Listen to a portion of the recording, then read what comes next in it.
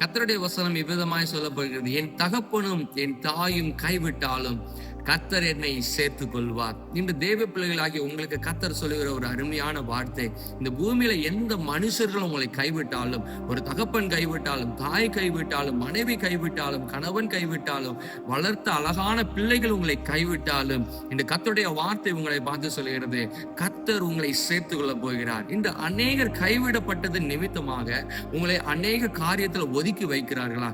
அநேக ஆசீர்வாதத்துக்கு நீங்கள் பாத்திரவான் கிடையாது என்று உங்களை ஒதுக்கி வைக்கிறார்களா? கர்த்தர் என்று சொல்கிறார், வானத்தையும் பூமியும் உண்டாக்கின தகப்பன் அவர் உங்களை சேர்த்துக் கொள்ளப்படும் பொழுது அவர் உங்களுக்கு ஒரு கிரீடத்தை தந்து உங்களை ஆசீர்வதித்து உங்களை கனப்படுத்த அவர் வல்லவராய் இருக்கிறார். தேவனை ஆராதிக்கிற பிள்ளைகளை தேவன் கனப்படுத்துகிறவர். இன்று உங்களை யார் தள்ளி இருந்தாலும் நீங்கள் தேவனை ஆராதித்து பாருங்கள், கர்த்தரை நோக்கி கூப்பிட்டு பாருங்கள், உங்களுடைய சத்தத்தை தேவனுடைய சமூகத்தில் உயர்த்தி உங்களுடைய எல்லா காரியத்தையும் ஒப்பு கொடுத்து பாருங்கள். அவர் உங்களை சேர்த்து கொண்டு உங்களை கனப்படுத்தி உங்களை ஆசீர்வதிப்பார். யார் யாரெல்லாம் வெட்கப்படும்படியாய் உங்களை பார்த்தார்களோ அவர்கள் கண்கள் ஆச்சரியமாய் பார்க்கும்படியாக கர்த்தர் இன்று உங்களை ஆசீர்வதித்து உங்களை உயர்த்துவார். நீங்கள் ஆசீர்வதிக்கப்பட்டவர்கள். God bless you.